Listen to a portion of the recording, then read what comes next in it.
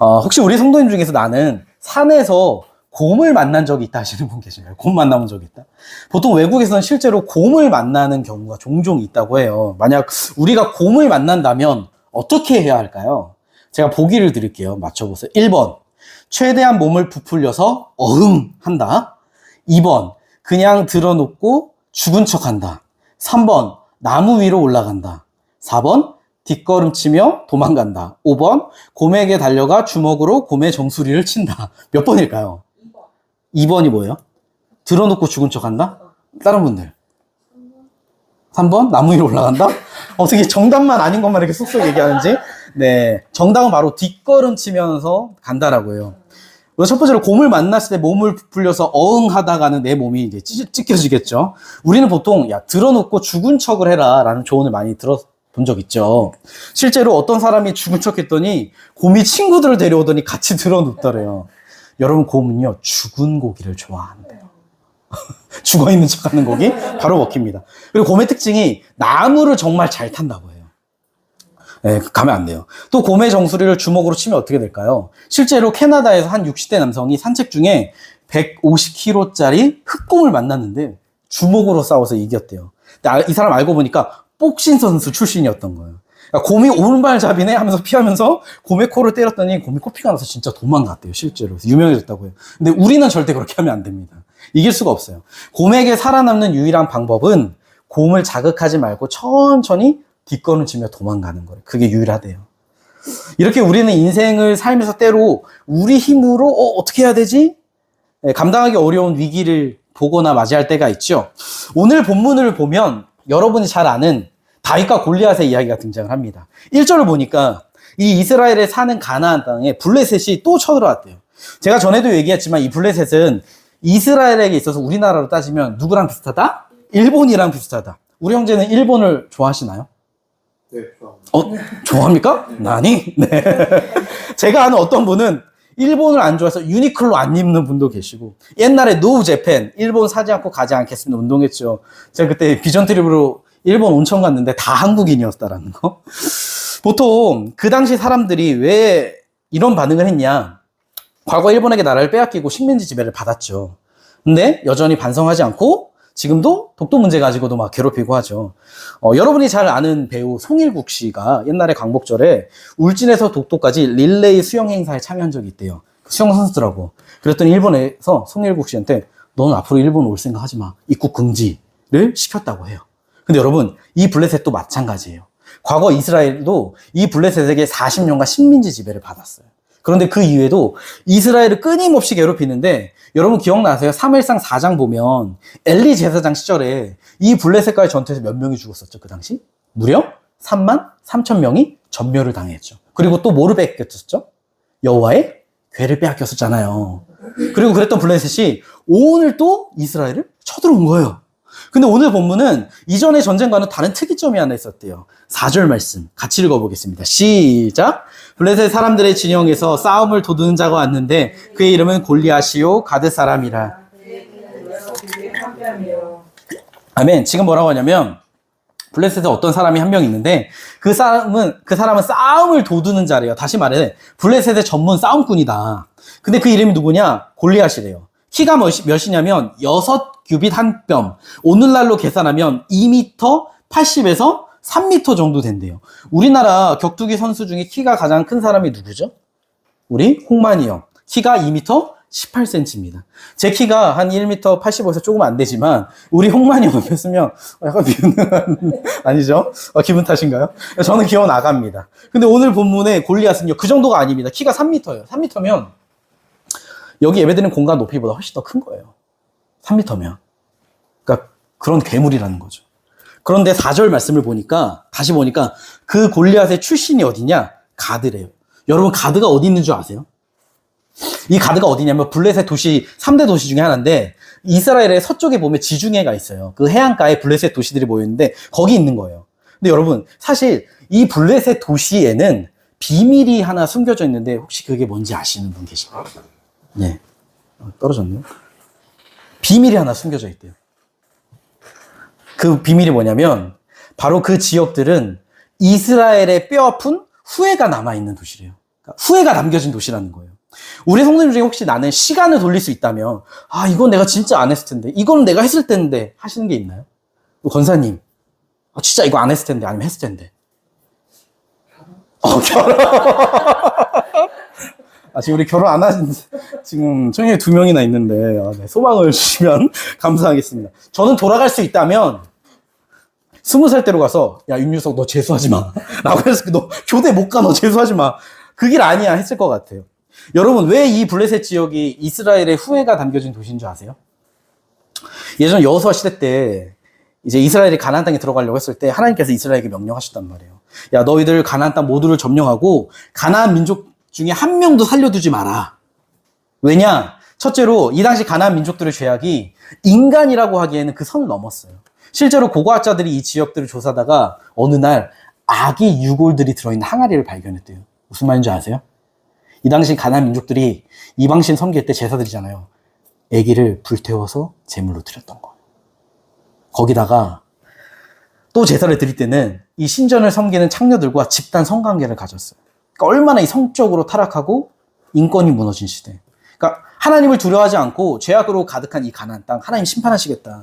근데 만약 그걸 남겨둔다? 그러면 이스라엘이 반드시 그 민족들의 문화를 따라갈 거야. 이방신 섬기고 하나님 버릴 거 아신 거예요. 그러지 못하도록 다 없애라. 근데 이 여호수아가 이스라엘이 어떻게 했냐? 거의 다 전멸하긴 했어요. 퍼센트로 따지면 95%. 근데 문제는 이제 여호수아가 늙었네? 그거 죽었어요. 그러자 이스라엘이 전쟁을 하기 싫어요. 왜요? 지긋지긋하니까. 거기다가 남은 민족들도 강력히 저항을 해요.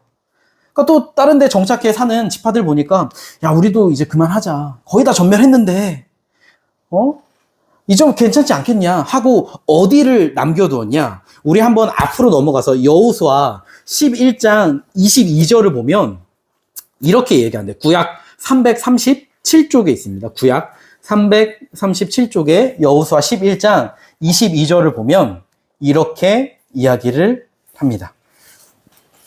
같이 읽어볼게요. 시작. 이스라엘 자손의 땅에는 아낙 사람들이 하나도 남지 아니하였고 가사와 가드와 아세도만 남았더라. 아멘. 여기서 아낙 자손이 누구냐면 골리앗 같은 거인족이에요. 그래서 여러분 민수기 13장 보면 12정탐꾼이 가나안 땅 탐방했다가 아낙 자손 보고 뭐라고 해요? 그들 앞에서 우리는 메뚜기예요. 그래가지고 이스라엘이 그거 듣고 하나님 원망하고 불신하다가 가나안 땅에 못 들어갔잖아요. 근데 그 아낙 자손이 가사와 가드, 아스도에 남았대요. 무슨 말이냐? 과거 이스라엘이 이 블레셋 땅을 점령하는 하나님의 말씀에 순종하지 않아서 지금 이 괴롭힘을 당하고 있는 것이죠. 여러분, 우리가 인생을 살다 보면 별거 아닌데 나중에 문제가 커지는 경우가 있어요. 제가 예전에 대장 내시경을 했어요. 근데 선종이 있다고 하더라고요. 그래서 그걸 제거했대요. 선종이 뭐예요? 물으니까 용종의 일종인데 지금은 별거 아니라고 떼면 된대요. 근데 다만 그걸 놔두면 나중에 암이 된다는 거예요. 그래서 2년에 한 번씩 대장 내시경 받으라고. 여러분, 선종 떼는 건 아무것도 아니에요. 선종 있다고 죽지 않아요. 근데 그걸 제거하면 보험사에서 위로금을 줘요. 보상금 10만 원, 20만 원. 네. 처음 듣는 것처럼 얘기하시나요? 다 얘기했어요. 왜요? 선종을 놔두면 악성 암이 될 수 있으니까. 그래서 무서운 거예요. 근데 여러분, 하나님 말씀에 불순종하는 것도 그래요. 과거 이스라엘이 블레셋 지역 보면서 그랬을 거예요. 야, 어차피 여기 세력도 지금 약해. 까불지 못하니까 괜찮아. 우리 나름 그래도 95% 순종했으니까 최선 다한 거야. 하나님의 말씀을 자기들의 기준으로 판단하고 타협한 거죠. 물론 블레셋이 그 당시 보면요, 세력이 별거 아니에요. 그래서 마치 선종 같아요. 용종 중에 하나 같아요. 근데 문제는 시간이 지날수록 그 블레셋이 점점 세력이 커지는데 어느 순간 이스라엘의 암 같은 존재가 됐다라는 거죠. 결국 그 이스라엘 불순종이 오늘 본문의 블레셋과 골리앗을 만들어낸 거예요. 여러분, 실제로 이스라엘이 하나님 말씀에 불순종하고요, 이 가나안 민족들을 살려두니까 하나님의 우려대로 그들과 결혼해요. 그들의 문화에 빠져서 우상을 숭배해요. 결국 하나님을 버리죠. 이 가나안 민족이라는 암들이 이스라엘을 병들게 만든 거예요. 여러분들은 어떠십니까? 우리도 하나님의 말씀에 타협하고 불순종할 때가 많이 있죠. 사실 저희가 지난주에는 아내랑 저랑 우리 애기들이랑만 예배를 여기서 드렸어요. 왜냐면 검사님도 감기 여파가 있으셨고, 형제도 경산에 있었고, 우리 영종도 있었고, 오전에 무슨 생각이 드냐면, 그냥 사람도 없는데 설교하지 말고 나눔할까? 그냥 집에서 해도 되지 않나? 라는 마음이 들더라고요. 저도 모르게. 근데 그때 주님께서 뭐라 하시냐면 저의 마음에 야, 네 아내는 성도 아니냐? 네 아내도 말씀 들어야지. 너가 예배 장소 빌린 게 아니라 임대 계약해서 이름 간판 걸고 했으면 그렇게 했겠냐? 라고 탁 순간 감동을 주시는데 제가 회개했어요. 그 자리에서. 하나님, 제가 타협하지 않겠습니다. 근데 여러분, 저만 그런가요? 우리 보통 하나님 말씀 뭐를 많이 가장 타협하나요? 이유. 뭐를 가장 많이 타협해요?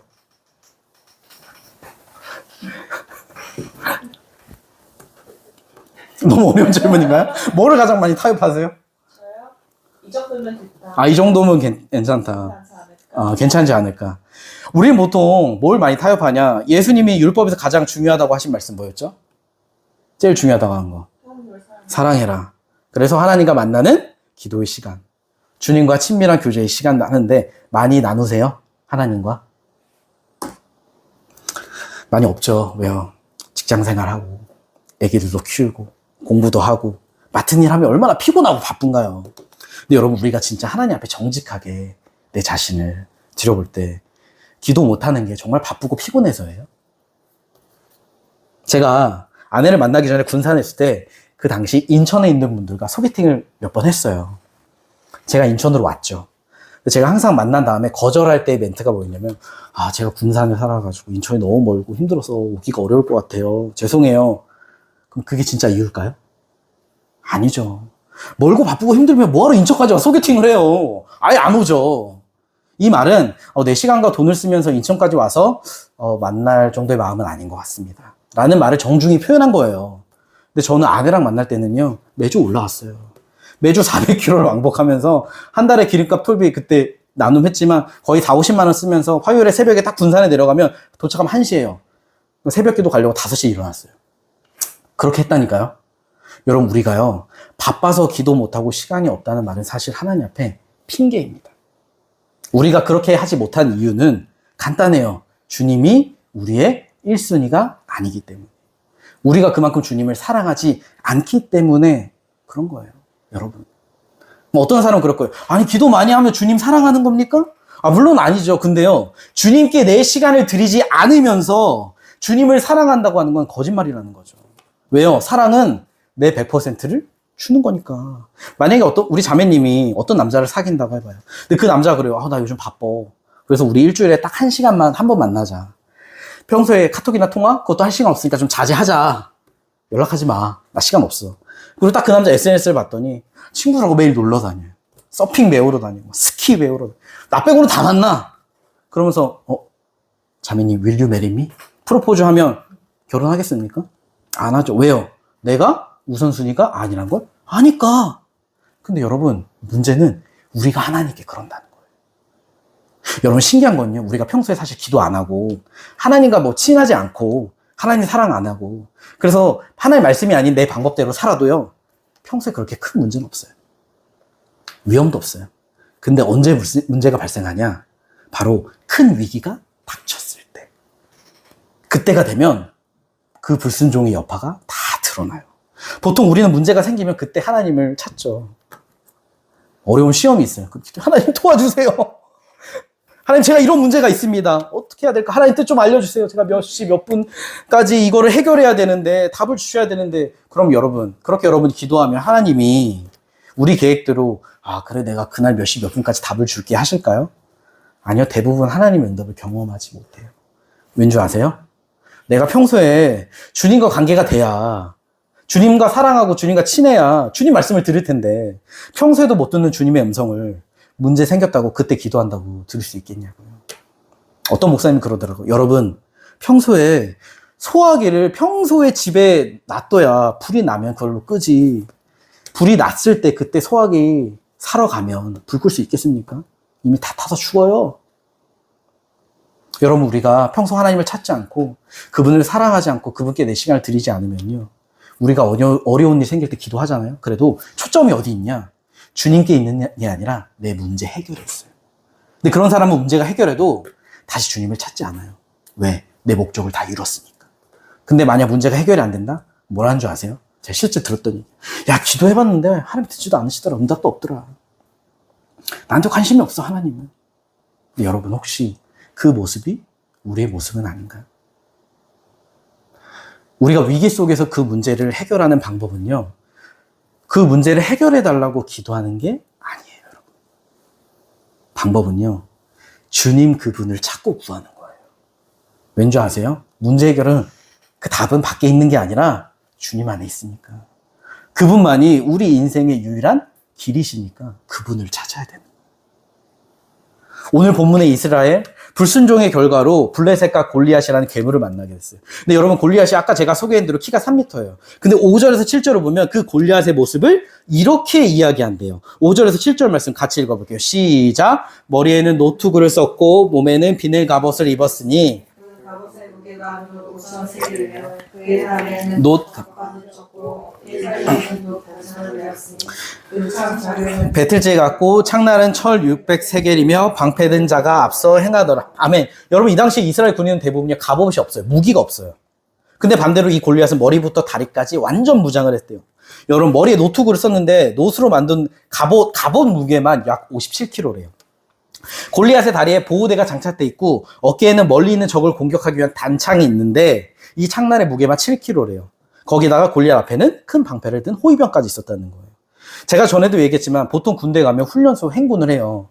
군장이라고 어깨에 진가방을 매는데 무게가 몇 킬로죠? 갔다 왔잖아요, 해병대. 기억 안 나나요? 20kg. 20kg? 밖에 안 돼요? 20kg도 되긴 하지만 최대 30kg까지도 된대요. 최소 20에서 30. 근데 저는 사실 이 군장을 처음 맸을 때 똑바로 서 있지 못했어요. 너무 무거워서. 그 처음 든 생각이, 이걸 메고 걸어? 언덕을 올라? 죽을 것 같은데? 근데 여러분, 지금 골리앗이 입고 있는 게 다 합하면 몇 킬로 정도 되냐면 약 70kg 정도 돼요. 근데 그걸 들고 메고 싸움을 해요. 그러니 이 골리앗의 힘이 얼마나 무시무시했겠어요. 그런데 그 골리앗이 이스라엘을 향해 이렇게 외쳤다고 합니다. 8절에서 10절 말씀 큰 목소리로 같이 읽어볼게요. 시작. 그가 서서 이스라엘 군대를 향하여 외쳐 이르되 너희가 어찌하여 나와서 전열을 벌였느냐. 나는 블레셋 사람이 아니며 너희는 사울의 신복이 아니냐. 너희는 한 사람을 택하여 내게로 내려보내라. 그가 나를 싸워서 나를 죽이면 우리가 너희의 종이 되겠고 만일 내가 이겨 그를 죽이면 너희가 우리의 종이 되어 우리를 섬길 것이니라. 그 블레셋 사람이 또 이르되 내가 오늘 이스라엘 군대를 모욕하였으니 사람을 보내어 나와 더불어 싸우게 하라 한지라. 아멘. 뭐라고 하냐면, 야, 너네는 지금 나한테 쫄아서 싸울 의지도 없으면서 왜 군대를 배치했냐. 쫄보들아, 나랑 1대1로 싸워보자. 진 쪽이 이긴 쪽에게 종이 되자. 싸울 사람 나와봐. 근데 문제는 이스라엘 그 말 듣고 11절에 보니까 듣고 크게 놀라워했대요. 한마디로 오금이 저려서 벌벌벌 지금 떨고 있는 거예요. 얼마 전에 올림픽이 끝났죠. 제가 유일하게 본 경기들이 뭐냐면 탁구예요. 그 삐약이 신유빈 선수가 단식 준결승까지 올랐죠. 제가 우리 형제에게 물었어요. 야, 이길 가능성이 있겠냐? 형제가 보니까 상대가 중국의 천멍이네요. 졌다고 보시면 됩니다. 그러는 거예요. 무조건 졌다고 보면 돼요. 그래서 제가, 야, 그래도 신유빈이 우리나라의 탁구 신동이고 국가대표인데 국뽕이 있지 지겠냐? 여러분, 알고 봤더니 우리나라 여자 선수가 탁구 결승에 간 적이 없대요. 왜냐면 중국 항상 만나서 지니까. 여러분, 중국은요 엘리트 탁구 선수들만 3천만 명이래요. 그러니까 인재풀 규모가 달라요. 우리나라 인구 수만큼이 보다 조금 안 되죠. 그래서 항상 외국 선수들이 중국 탁구 선수들을 보면서 그런데요. 중국 애들은 탁구 기계야. 탁구 치는 기계야. 근데 중국 그 선수들이 천멍을 보고 그런데요. 천멍은 탁구 기계다. 무슨 말이에요? 탁구 기계 중에서도 탁구 기계. 준결승 하는데 신유빈이 4세트 연속으로 다 지더라고요. 11대 7? 이렇게 다 졌나요? 크게? 우리나라에서 잘해도요. 중국과의 게임이 안 되는 거예요. 근데 여러분, 저는 이 천목을 보면서 무슨 생각이 들었냐면 금메달 땄거든요. 꼭 골리앗 같다. 이길 가능성이 안 보이는 괴물. 여러분, 지금 사울의 군대가 다 모여 있는데 그 중에 골리앗과 싸우려는 사람이 없어요. 왜요? 골리앗의 크기, 힘을 보니까 싸우면 그냥 죽을 게 뻔해. 그럼 여기서 퀴즈. 이런 전쟁이 났을 때 그럼 가장 앞서서 싸워야 할 사람이 누굴까요? 오늘 본문에서 맞추는 분께 제 사랑과 관심을 드리도록 하겠습니다. 누굴까요? 그쵸, 빙고. 제가 종종 놀라요. 이렇게 얘기해가지고. 이럴 때 기도할 때마다 알려준 적이 없는데. 사울 왕이죠. 여러분, 이스라엘이 왜 왕을 세워달라고 요구했어요? 다른 나라처럼 우리를 지켜줄 수 있는 왕. 그래서 하나님도 사울 뭐라고 하셨어요? 이스라엘을 블레셋으로부터 구원할 자다. 그러니 지금 이 위기 때 왕이 나서서 딱 싸워서 이 전쟁을 승리로 이끌어야 하는데 문제는 사울도 지금 뒤에 숨어 있어요. 여러분 사울의 키가요 이 당시 남자들보다 머리 하나가 더 컸대요. 머리 하나가 180 됐나 보죠. 190. 그러니까 이스라엘이 늘 든든했던 거예요. 근데 그 사울의 키가 골리앗 앞에 서니까 아무런 힘을 발휘하지 못해요. 여러분 사실 우리도요 우리 안에 하나님 말고 얼마나 의지하는 게 많나요. 어떤 사람은 돈을 믿기도 하고 저 중학교 때는요 애들이 다 친구들이 인천고를 가려고 했어요. 그래서 왜 인천고 가려고 하냐 물어보니까 인맥을 위해서 간대요. 사회 나가면 인맥이다. 그래서 저는 당당히 인천 남고를 갔습니다. 가까워서. 또 어떤 사람은 권력, 세상에서 인기, 명예, 또 많은 학부모들이 뭘 좋아하나요? 명문대.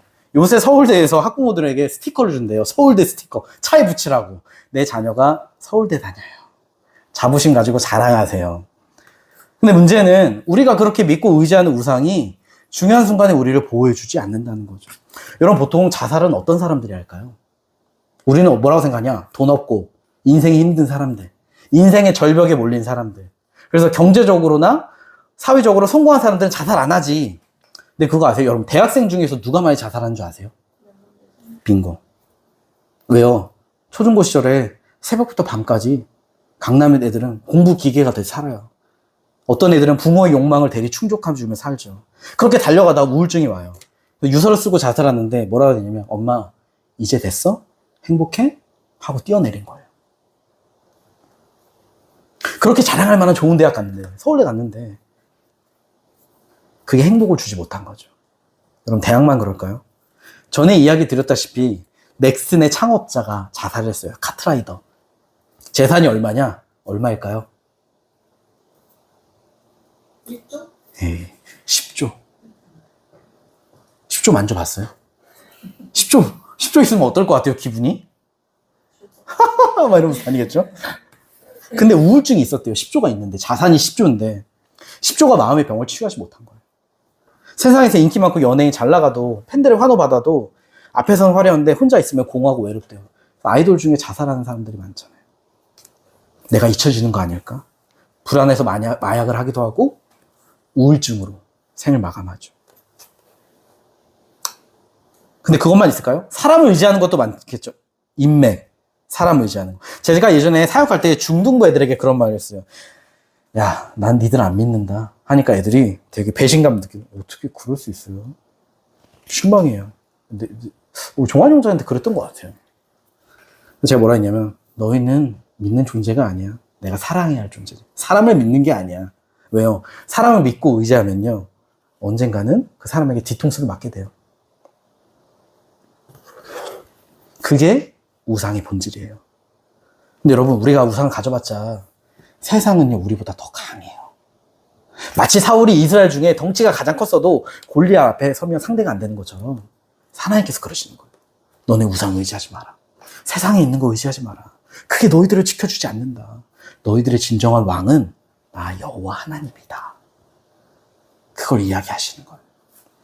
오늘 본문에 이스라엘 왕이자 우상인 사울이 벌벌 떨고 있어요. 근데 갑자기 12절에 누가 등장을 하죠? 12절에 누가 등장해요?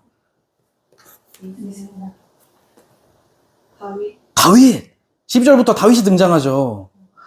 13절을 보니까 이세의 첫째부터 셋째까지 전쟁에 불려갔대요. 여러분 보통 그 당시에는 군대를 20살 이상부터 갔으니 다윗의 나이를 추정하기 한 15살 정도 됐을 거다. 그런데 아버지 이세가 다윗을 불러요. 야, 너 형 좀 괜찮은지 확인하고 와. 먹을 것도 좀 갖다 주고. 이 당시에는 전쟁이 나도 군인이면 스스로 식량을 해결해야 했대요. 그래서 이제 다윗이 아버지의 심부름을 가요. 근데 전쟁터에 도착했을 때 20절을 보니까 마침 막 전투가 벌어지기 직전이었대요. 그리고 22절과 23절에 다윗이 형들의 안부를 묻는 순간 마침 골리앗이 이스라엘을 조롱하기 시작했다는 거예요. 여러분, 우리가 인생을 결정하는 중요한 요소가 뭐냐면 타이밍이에요. 타이밍. 언제 누구와 어디서 있었냐, 언제 무엇을 보고 들었냐, 그게 우리 인생과 방향을 다르게 한대요. 결혼을 하신 분들에게 물으면 만약 20대 때 서로 만났으면 결혼했겠냐, 만났으면 저랑 결혼하셨겠습니까? 네, 대부분 그래요. 만나는 사람이 마침 결혼할 타이밍이어서 결혼하는 경우가 많다고 해요. 근데 오늘 본문에 다윗도 그래요. 여러분, 만약 다윗이 오늘 본문에서 그냥 왕궁에 있었다면 아니면 아버지가 다윗에게 전쟁터 심부름을 보낼 때 다윗이 그래요. 아버지, 내가 그래도 왕의 기름 부음을 받는 사람인데 심부름이 뭡니까? 전 안 가요. 위에 다른 형들 시키세요. 했었다면, 또 만약 다윗이 전쟁터에 왔지만 이미 전투가 시작되었다면, 그래서 골리앗의 저 조롱을 듣지 못했다면 아마 다윗과 골리앗의 싸움은 일어나지 않았을 거예요. 근데 하나님께서는요, 나이가 안 되니까 군대 못 오잖아요, 전쟁터. 그래서 다윗을 이새의 심부름을 통해 전쟁터로 보내세요. 마침 전투가 시작하기 직전에 도착하게 하셔서 하필이면 이스라엘 군대를 모욕하는 골리앗의 이야기를 듣게 만드세요. 그래서 우리는 이 구절을 통해 절망 속에서도 그분의 역사를 준비하신 하나님의 일하심을 보게 되는 거죠. 여러분, 세상에 우리가 의지하는 우상들은요, 우리의 목자가 아니에요. 그래서 위기가 닥치면 우리를 버리고 떠나요. 근데 이와 반대로 우리가 위기에 닥쳤을 때 우리를 위하여 자기 생명을 내어주시며 우리를 인도하시는 분이 있어요. 누구죠? 바로 목자이신 예수 그리스도. 제가 지난주에 20살 시절 재수에 실패해서 우울증이 생겼다 이야기를 했었어요. 혹시 나는 우울증에 걸려봤다. 아무도 없으세요? 저만 희귀한 케이스네요. 여러분, 진짜 우울증에 빠지면 혼자서 거기에 절대 빠져나올 수가 없어요. 왜냐하면 마치 어두운 동굴 속 감옥에 갇힌 기분이거든요. 근데 저는 그 어둠의 동굴 속 감옥에 1년을 있었거든요. 아직도 그날이 기억나요.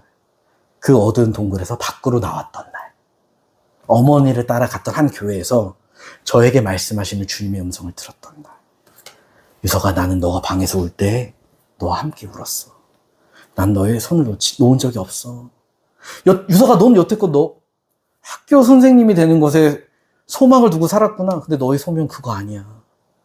근데 사실 저는 그때 이미 눈치채고 있었어요. 뭐냐면 제가 목사의 길을 가게 될 거라는 거. 참 신기한 건요, 제가 눈앞에 현실에 절망하고 있을 때 하나님은 하나님의 일을 하고 계셨어요. 다만 제가 보지 못했을 뿐이죠. 근데 주님께서 제 영적인 눈을 탁 열어주시니까 그제서야 하나님께서 그렇게 일하고 계셨구나라는 것을 보게 되더라고요. 유서가, 너는 실패한 3년 인생이 아니야. 내가 너 얼마나 사랑하는데 너 내 피값으로 산 인생이야. 여러분, 만약에 제가 그때 예수님 못 만나고 군대를 갔잖아요. 저 탈영했었을 것 같아요. 근데 그때가 언제는 벌써 18년 전이잖아요. 그 18년 전에 저에게 역사하셨던 그 주님은요, 지금도 제 삶에서 역사하고 계세요. 제가 기도해요. 주님, 저번 달에도 우리의 부족함을 주님의 공급으로 채워주셨는데 저는 이번 달에도 주님을 의지합니다. 기도했어요. 그리고 그날 밤 갑자기 모교의 동생으로부터 카톡이 왔어요. 뭐라고 왔냐면, 카카오페이로 20만 원을 송금했습니다. 야, 이게 뭐야? 형 내일 집들이 하잖아. 집들이 선물. 야, 근데 무슨 집들이 선물을 20만 원으로 현금이나 줘? 그냥 갑자기 보내고 싶었어. 형 필요한데 써. 하는데 무슨 애들, 야, 우리의 주님의 타이밍은 정말 기가 막히구나. 근데 그냥 지금 저 돈 필요해요, 돈 좀 주세요 해서 주시는 게 아니라 그걸 통해 알려주시는 거예요. 유서가, 너 사역하는데 걱정하지 말고 두려워하지 마. 나는 여전히 너의 하나님이야.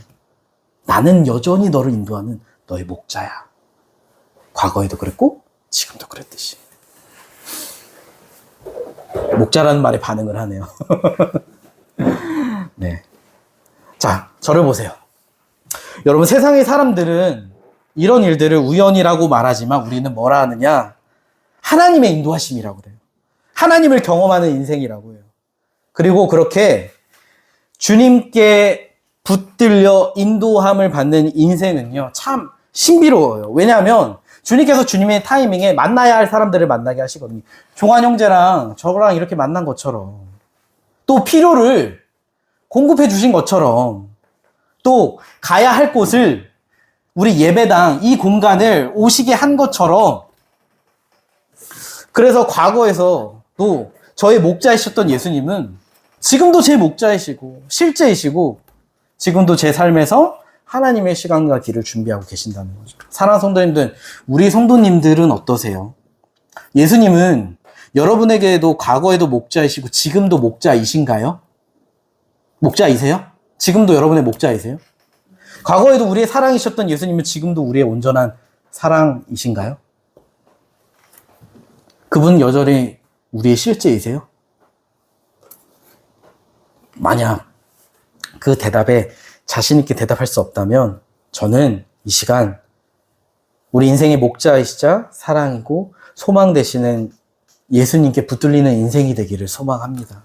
때로 우리 인생에 골리앗 같은 큰 어려움을 만난다 할지라도 주님, 우리가 믿고 의지하는 내 우상들을 내려놓습니다. 주님, 나의 눈을 열어 주님을 보게 해주시고 하나님의 일하심을 볼 수 있는, 그래서 제가 주님의 말씀에 따라 온전히 순종할 수 있는 인생 되게 인도해 주세요. 그렇게 기도하시는 여러분 되시길 예수님의 이름으로 간절히 축복드립니다.